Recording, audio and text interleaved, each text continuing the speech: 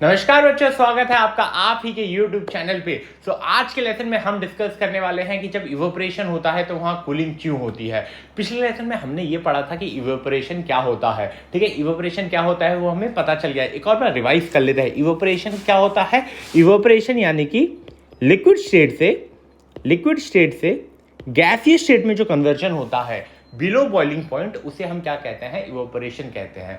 हमने ये भी जाना था दूसरा पॉइंट कि इवेपोरेशन जो है एक सरफेस फिनोमिना है, यानी कि जो सरफेस के पार्टिकल है उनको enough latent heat of vaporization मिल जाती है, इसलिए वो इवेपोरेट हो जाते हैं। ठीक है, तो तीसरी चीज ये थी कि आपको इवेपोरेशन किसी भी टेम्परेचर पे देखने को मिलेगा, बस कंडीशन ये है कि आपको लेटेंट हीट ऑफ वेपराइजेशन उसको देनी पड़ेगी। जो required amount of latent heat of vaporisation है वो सप्लाई करनी पड़ेगी।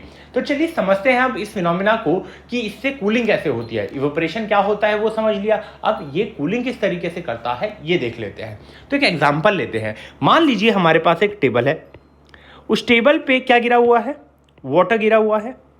अब अगर इस वाटर को इवेपोरेट होना है तो उसके लिए क्या चाहिए होगा? इसको लेटेंट हीट देनी पड़ेगी। आपको इसको क्या देना पड़ेगा? लेटेंट हीट देना पड़ेगा। अब मान लीजिए ये जिस सरफेस पे कांटेक्ट पे है, ये उससे एनर्जी विड्रॉ कर रहा है, उससे एनर्जी ले रहा है, यानी कि ये क्या करेगा? यहां से एनर्जी लेता जाएगा। जिस सरफेस के कांटेक्ट में है उस सरफेस से एनर्जी लेता जाएगा और फिर क्या होगा? ये इवेपोरेट हो जाएगा। यानी कि यहां क्या हो रहा है समझिए, सरफेस पे वाटर था, वाटर इवेपोरेट हो रहा है। इवेपोरेट होने के लिए enough amount of latent heat of vaporisation चाहिए, जो कि वो कहां से ले रहा है? सरफेस से निकाल रहा है। और अगर सरफेस से निकाल रहा है तो वहां एनर्जी क्या होगी? रिड्यूस हो जाएगी। और अगर वहां एनर्जी रिड्यूस हो गई, इसका क्या मतलब है कि वहां पर टेम्परेचर भी क्या होगा? गिर जाएगा। यानी कि ये चीज आपको समझ में आ गई कि इस सरफेस पे कूलिंग क्यों हो रही है। इस सरफेस पे जो टेम्परेचर का आपको ड्रॉप डाउन देखने को मिल रहा है, जो टेम्परेचर डाउन हो रहा है, उसका रीजन क्या है? क्योंकि वहां से जो वाटर इवेपोरेट हो रहा है वो उस सरफेस से एनर्जी क्या कर रहा है? निकाल ले रहा है। वहां से एनर्जी निकाल ले रहा है, जिसके कारण वहां पर कूलिंग हो रही है। अब देखिए एक सिंपल सी चीज मैं आपको बताता हूं। मान लीजिए ये सरफेस है, इस सरफेस पे क्या है? वाटर का सरफेस है, इसमें पार्टिकल्स होंगे। अब जो हाई एनर्जी वाले पार्टिकल्स होंगे वही तो निकल के जाएंगे, गैस बन जाएंगे। जिनके पास इनफ अमाउंट ऑफ एनर्जी होगी वही निकलेंगे। अब अगर यहां पे हाई एनर्जी वाले जो पार्टिकल हैं वो निकल के चले जाएंगे, तो जो एवरेज एनर्जी होगी यहां पर अब वाटर की, वो क्या होगी? डिक्रीज होगी। अब अगर एवरेज एनर्जी डिक्रीज हो रही है तो आपका ओवरऑल जो टेम्परेचर है वो भी ड्रॉप डाउन होगा। इसको इस तरीके से आप समझ सकते हैं कि अगर तीन दोस्त हैं, राम, श्याम और घनश्याम। राम, श्याम और घनश्याम बहुत अच्छे मित्र हैं और इन्होंने परसेंटेज क्या लाए क्लास 10th में? 95, 97 और 90। यार होनहार बच्चे थे, क्योंकि ये लोग कंसेप्ट को समझते थे। आप भी कंसेप्ट को समझिए और इतने नंबर ले आइए। मेरी वीडियोस देखने के बाद एनसीईआरटी पढ़िएगा तो आराम से आप इतने नंबर ला सकते हैं और क्लास 9 को फोड़ेंगे और क्लास 10 की प्रिपरेशन भी एकदम सही रहेगी, क्योंकि अगर बेस स्ट्रांग रहेगा तभी इमारत बहुत ऊंची रहेगी। चलिए फोकस करते हैं वापस से राम, श्याम और घनश्याम पे, वरना गुस्सा हो जाएंगे। चलिए, इनके क्लास 10th में इतने परसेंटेज आए थे, तो अगर आप इनका एवरेज निकालेंगे तो वो क्लोज टू 95, 96 आएगा। ठीक है, जब इनका एक एवरेज निकालेंगे तो मान लीजिए कुछ एक्स आ रहा है। ठीक है, वो कुछ एक्स आ रहा है, बट श्याम जो है इनके ग्रुप से निकल जाता है, बोलता है भैया मैं टॉपर आदमी हूं, मैं तुम्हारे साथ नहीं रहूंगा, तुम्हारे परसेंटेज मुझसे बहुत कम है। वो निकल गया इससे। तो अब राम और घनश्याम का अगर आप निकालेंगे तो वो 92.5 के अराउंड आएगा एवरेज। ठीक है, यानी कि एवरेज क्या हुआ? ड्रॉप डाउन हो गया। पहले एक्स आ रहा था, अब कुछ एक्स माइनस वाई परसेंटेज आ रहा होगा। ठीक है, पहले से क्या हुआ? परसेंटेज ड्रॉप डाउन हो गया। क्यों ड्रॉप डाउन हुआ? क्योंकि एक हाई स्कोरिंग बंदा उस ग्रुप से निकल गया। ठीक इसी तरीके से जब एक हाई एनर्जी वाला मॉलिक्यूल उस ग्रुप में से निकलता है तो एवरेज एनर्जी क्या होती है? डाउन हो जाती है। और एवरेज एनर्जी डाउन होने के कारण वहां का जो टेम्परेचर है वो क्या होता है? रिड्यूस हो जाता है। और टेम्परेचर रिड्यूस होता है, उसी को हम क्या कहते हैं? कि वहां पर कूल हो गया। और वो कूलिंग होने का कारण क्या है? क्योंकि वाटर इवेपोरेट होता है तो वो जो एनर्जी चाहिए वो जिस सरफेस के साथ कांटेक्ट में होता है उसी से ले लेता है। अब कुछ एग्जाम्पल्स देखते हैं, ठीक है, कुछ एग्जाम्पल्स लेते हैं। देखिए ये क्या है, ये एक ड्रॉपर है और इस ड्रॉपर में ये स्पिरिट मान लीजिए, ये स्पिरिट है या पेट्रोल ले सकते हैं आप। अब जब इस स्पिरिट को आप अपने हाथ में डालेंगे और हाथों को ऐसा रब करेंगे तो आपको ठंडा ठंडा महसूस होगा। और ये ठंडा ठंडा क्यों महसूस हो रहा है, क्योंकि जैसे ये स्पिरिट हाथ में आएगा तो ये क्या करेगा, हाथों से एनर्जी ले लेगा, जितनी required amount of latent heat of vaporisation इसको चाहिए उतना एनर्जी विड्रॉ करेगा। और अगर यहाँ से एनर्जी विड्रॉ कर ली उसने तो यहाँ पर क्या होगा, यहाँ पर आपको क्या देखने को मिलेगा, कूलिंग इफेक्ट देखने को मिलेगा, क्योंकि जो required amount of latent heat of vaporisation थी वो उसने कहाँ से ले ली, वो स्पिरिट ने कहाँ से ले ली, आपके हाथों से ले ली। इसलिए जिस एरिया में आप उसे रब करेंगे वहां आपको कूलिंग ऑब्जर्व होगी, वहां पर आपको ठंडा ठंडा महसूस होगा, क्योंकि वहां से एनर्जी निकल गई है। एनर्जी निकलने के कारण जो टेम्परेचर है वो ड्रॉप डाउन हो गया है। ठीक है, चलिए अब नेक्स्ट एग्जांपल की तरफ बढ़ते हैं। यार गर्मियों का सीजन आ गया है और गर्मियों के सीजन में आपने ऑब्जर्व किया होगा कि सबने क्या है, मिट्टी के वो जो घड़े आते हैं ना, वो घड़े निकाल लिए हैं। क्यों, क्योंकि उसमें पानी ठंडा होता है। देखिए आप सबके घर में फ्रिज होगा, लेकिन गांव में और कहीं जगह अभी भी जो है फ्रिज अवेलेबल नहीं है, तो वहां ठंडे पानी के लिए लोग क्या यूज करते हैं, ये अर्दन पॉट यूज करते हैं। अब हम इसके पीछे का साइंस जानेंगे कि इस अर्दन पॉट के अंदर जो पानी होता है वो पानी ठंडा क्यों होता है। हम तो नॉर्मल पानी डालते हैं, गर्मी भी है बाहर, लेकिन वो पानी ठंडा कैसे हो जा रहा है, इसके पीछे इवोपरेशन का ही खेल है। चलिए समझते हैं। तो एक्चुअल में ये जो सरफेस आपको स्मूथ दिखती है वो स्मूथ होती नहीं है, इसमें क्या होते हैं, पोर्स होते हैं, छोटे छोटे छोटे छोटे छोटे छोटे क्या होते हैं, पोर्स होते हैं। और इन पोर्स से क्या हो रहा होता है, अंदर से पानी निकल के सरफेस पे आ जाता है। इन पोर्स की मदद से पानी जो है निकल के ये सरफेस पे आ जाता है। यहां सरफेस पे आपका क्या आ गया, पानी आ गया। ठीक है, अब ये क्या करेगा, इस मटके से और जो वाटर है, अंदर जो वाटर है, इनसाइड में जो वाटर है, उससे enough amount of latent heat of vaporisation क्या करेगा, विड्रॉ कर लेगा। और इसी कारणवश वो पानी जो है आपको ठंडा लगता है। क्यों, क्योंकि वहां से लेटेंट हीट ऑफ वेपराइजेशन निकाल दी गई है और एनर्जी निकलने के कारण वहां कूल हो जाता है वो सरफेस जिससे ये वाटर टच है। अब यहाँ पे सारा, आप ये मत समझिए कि सारा का सारा जो पानी मटके के अंदर है वो इवेपोरेट हो जाएगा, क्योंकि उसके लिए एक high amount of latent heat of vaporisation चाहिए जो उसको मिल नहीं पाता। सिर्फ जो सरफेस पे पानी जाता रहता है कॉन्स्टेंटली वो इवेपोरेट होता है, जिसके कारण अंदर जो पानी रखा हुआ है और जो मटका है वो ठंडा हो जाता है, क्योंकि उसमें से हमने क्या निकाल लिया है, एनर्जी निकाल ली है। और मैं बार बार आपको एक ही चीज समझाने की कोशिश कर रहा हूं कि जब एनर्जी आप किसी भी चीज से निकाल दे रहे हैं तो उसका टेम्परेचर क्या हो जा रहा है, टेम्परेचर क्या हो जा रहा है, डाउन हो जा रहा है। और उसे हम दूसरी भाषा में क्या बोल रहे हैं कि यहाँ पे कूलिंग हो रही है। चलिए नेक्स्ट एग्जांपल देखते हैं। अब वही गर्मियों का सीजन है तो एक और चीज हम करते हैं कि बाहर जो सरफेस होता है, जो ग्राउंड होता है, वहां पर क्या स्प्रिंकल करते हैं, वहां पे वाटर स्प्रिंकल करते हैं। और वाटर स्प्रिंकल करने का रीज़न क्यों होता है, क्योंकि हमें ठंडा करना होता है। जब हॉट समर इवनिंग में आपने नोटिस किया होगा कि बाहर जो ग्राउंड है वहाँ पर क्या डाला जाता है, बहुत सारा पानी डाला जाता है। और वो पानी डालने का रीज़न ही ये है ताकि हम जैसे ही पानी डालें वो पानी क्या हो, इवोपरेट हो। और इवोपरेट होने के लिए जो एनर्जी चाहिए, जो लेटेंट हीट ऑफ वेपराइजेशन चाहिए, वो इस ग्राउंड से वो ले लेगा।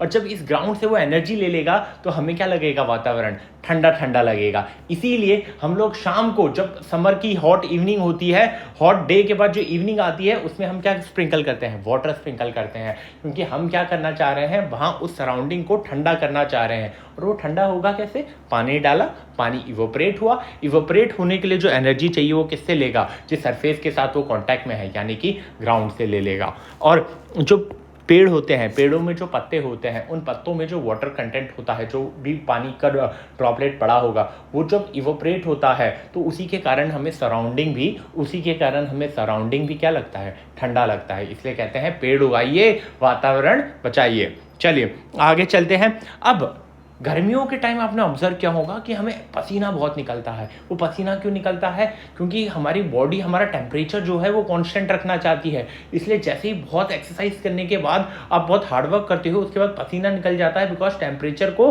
कांस्टेंट रखना चाह रहा है। अब पसीना निकलने के बाद हमें जब भी हम पंखे के नीचे जाएंगे या हल्का सा भागेंगे तो ठंडक सा महसूस होता है। ये सभी ने ऑब्जर्व किया होगा कि जैसे ही मैं पसीना पसीना हूँ और पंखे के नीचे आकर अगर मैं बैठ जाता हूँ तो मुझे बहुत बहुत ठंडक सी महसूस होती है, एकदम सी राहत महसूस होती है कि हा कहाँ आ गए। और इसके पीछे का रीज़न जो है वो वही है, क्योंकि वो वाटर जो है वो इवोपरेट हो जाता है।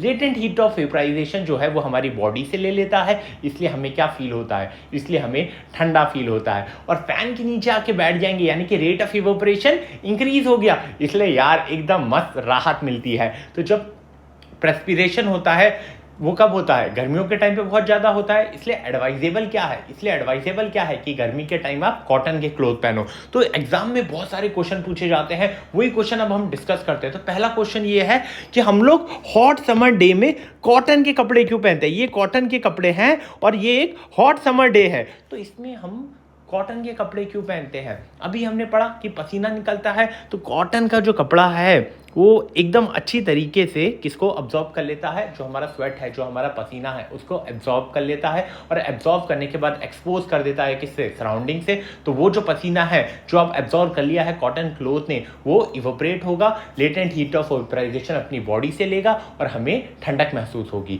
इसलिए हम प्रिफर करते हैं गर्मियों के टाइम कि कॉटन के क्लोथ पहने, ना कि सिंथेटिक क्लोथ पहने जो कि कैपेबल नहीं है वाटर को अब्जॉर्ब करने में। एक क्वेश्चन हो गया। चलिए, ये सारे क्वेश्चन जो है ना इस टॉपिक से बनते जाता है एग्जाम में, इसलिए यही डिस्कस कर लेते हैं ताकि आपके एग्जाम में जो नंबर है ना वो कम ना हो। रेट ऑफ इवोपरेशन आप बढ़ाते जाइए, कूलिंग करते जाइए, बट एग्जाम में नंबर कम ना हो। और आपने ऑब्जर्व किया होगा गर्मी के टाइम पे डेजर्ट कूलर जो है वो बहुत अच्छे से कूल करता है। हॉट ड्राई समर डे होगा, उसमें बहुत अच्छी कूलिंग देखने को मिलती है। उसके पीछे के साइंस को समझते हैं, इवोपरेशन के इस रहस्य को जानते हैं। तो ये क्या है, ये एक डेजर्ट कूलर है। अब ये डेजर्ट कूलर कूल ज़्यादा अच्छे से करता है हॉट ड्राई डे में, और इसके पीछे का रीज़न क्या है, हॉट है तो यानी कि टेम्परेचर ज़्यादा होगा, टेम्परेचर ज़्यादा है, फैक्टर्स अफेक्टिंग इवोपरेशन। इससे पहली वाली वीडियो में हमने देखा था कि अगर टेम्परेचर ज़्यादा होगा तो रेट ऑफ इवोपरेशन क्या होगा, रेट ऑफ इवोपरेशन भी ज़्यादा होगा।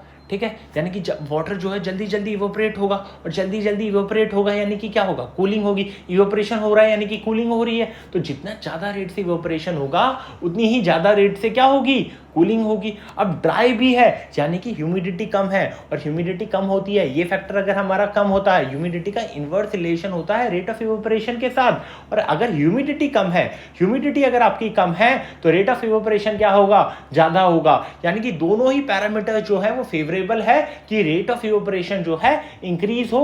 इसीलिए डेजर्ट कूलर गर्मियों के टाइम पे बहुत अच्छे से कूल करता है। ये चीज समझ में आ गई। चलिए अब नेक्स्ट क्वेश्चन को समझते हैं। और ये क्वेश्चन आपने ऑब्जर्व भी किया होगा कि अगर मैं कोई कप में दूध पी रहा हूं या चाय पी रहा हूं, तो मैंने ये ऑब्जर्व किया होगा कि वो गर्म होता है, बट अगर उसे किसी प्लेट में डाल दूं, ठीक है, अगर मैं उसे किसी प्लेट में डाल दूं तो मैं आराम से पी लेता हूं। इसके पीछे का रीजन क्या है, इसके पीछे का रीजन ये है कि ये क्या है, कप है, इसका सरफेस एरिया क्या है, इसका सरफेस एरिया क्या है, लेस है as compare to this saucer. इस सॉसर में क्या हो जाता है, सरफेस एरिया क्या हो जाता है, बढ़ जाता है। और सरफेस एरिया बढ़ने के कारण रेट ऑफ इवोपरेशन जो है, सरफेस एरिया बढ़ने के कारण जो रेट ऑफ इवोपरेशन है, रेट ऑफ इवोपरेशन जो है वो क्या होगा, वो भी बढ़ जाएगा, ठीक है। इसीलिए हम जो हॉट टी या मिल्क होता है उसको इजीली सिप कर लेते हैं सॉसर में एज कंपेयर टू कप, क्योंकि वहाँ रेट ऑफ इवोपरेशन बढ़ जाता है। और रेट ऑफ इवोपरेशन बढ़ने का कारण क्या है कि सरफेस एरिया बढ़ गया। ये सारे फैक्टर्स हमने पिछले लेसन में चेक किया था, ठीक है, हमने पढ़ा था, समझा था। अगर आपको नहीं समझ में आ रहा और आपने पिछली वीडियो स्किप की है तो प्लीज़ जाके पिछली वीडियो स्किप कीजिए, पिछली वीडियो देख लीजिए, स्किप मत कीजिए, देख लीजिए। और चैनल पे बाकी सारे भी 9th क्लास के लिए फर्स्ट चैप्टर का सारा कवर कर लिया गया है, कंटेंट को हमने कवर किया है, तो वहाँ जाके सारे वीडियोस को चेकआउट कीजिए। चलिए अब आगे बढ़ते हैं नेक्स्ट क्वेश्चन की तरफ। नेक्स्ट क्वेश्चन ये है कि यार अगर हम एक कप में बर्फ़ डाल दें, एक कप में हम क्या करेंगे, बर्फ़ डाल देंगे और उसे एयर में रख देंगे, तो वहाँ हम ऑब्जर्व करेंगे कि जो ग्लास है, ग्लास के आउटर साइड में क्या आ जाएगा, वाटर ड्रॉपलेट्स आ जाएंगे। और वो वाटर ड्रॉपलेट्स आने का रीज़न क्या है, क्योंकि देखिए जो एयर है वो ड्राई है, ठीक है, एयर जो है वो ड्राई है और यहाँ ये ठंडा है, तो अब एनर्जी कहाँ ज़्यादा होगी, एयर में। तो एयर जो है जैसे ही वो ग्लास के कांटेक्ट में आएगी वो एनर्जी लूज कर देगी, और एनर्जी लूज करके वो क्या हो रही है, कंडेंस हो जा रही है। इसीलिए जब एक ग्लास के अंदर बर्फ है उसको आप ऐसे रख देते हैं तो आउटर साइड में ग्लास के आप क्या देखेंगे, वाटर ड्रॉपलेट ऑब्जर्व करेंगे। और वो वाटर ड्रॉपलेट क्यों ऑब्जर्व कर रहे हैं? क्योंकि एयर आके वो कांटेक्ट में आती है ग्लास के और क्या करती है? एनर्जी लूज कर देती है, और एनर्जी लूज करने के कारण वो कंडेंस हो जाती है, और वही आप आउटर सरफेस पे देख रहे हैं। ठीक है, ये सारे क्वेश्चन हमने देख लिए। ठीक है, चलिए अब हमने क्या क्या पढ़ा वो एक बार रिवाइज कर लेते हैं। आज हमने देखा कि इवोपरेशन क्यों कूलिंग करता है, क्योंकि जिस सरफेस के साथ वो कांटेक्ट में रहता है, जिस सरफेस के साथ वो कांटेक्ट में रहता है वो उससे एनर्जी ले लेता है, और वहां पर आपको कूलिंग देखने को मिलती है। ठीक है, और उससे रिलेटेड सारे एग्जांपल्स को कवर किया। ठीक है, जो क्वेश्चन एग्जाम में आने वाले हैं उन सबको डिस्कस कर लिया, ताकि अब आपको ज्यादा डर ना लगे और मेहनत ना करनी पड़े, क्योंकि सब यही मैंने आपको बता दिया। एक बार एनसीईआरटी को अब आप पढ़ लेंगे ना तो ये चैप्टर आपका क्लियर है, क्योंकि चैनल पे सारी वीडियोस इस चैप्टर की मैंने डाल दी है। अब हम इसके बाद सेकंड चैप्टर को कवर कर रहे हैं, तो आप अपने दोस्तों के साथ ये शेयर कर लीजिए कि भैया यहाँ अच्छा कंटेंट मिल रहा है, ये सर अच्छा पढ़ा रहे हैं, ये भैया अच्छा पढ़ा रहे हैं। आप अपने दोस्तों को शेयर कीजिए, उनको बोलो अपने दोस्तों के साथ शेयर कीजिए। कर भला हो भला वाला सीन रखिए। ठीक है, तो ये वीडियो अगर आपने यहां तक देख लिया है तो फिर लाइक का बटन दबा दीजिएगा, और चैनल को सब्सक्राइब किए बिना मत जाइएगा, क्योंकि बहुत सारा एक्साइटिंग कंटेंट प्लान कर रहे हैं हम लोग, ताकि आपके नंबर क्लास 9th में उसके साथ कोई कॉम्प्रोमाइज ना हो, आप अच्छे से क्लास 9th को फोड़ लीजिए। तो मिलते हैं नेक्स्ट वीडियो में, तब तक कीप प्लानिंग, बाय बाय।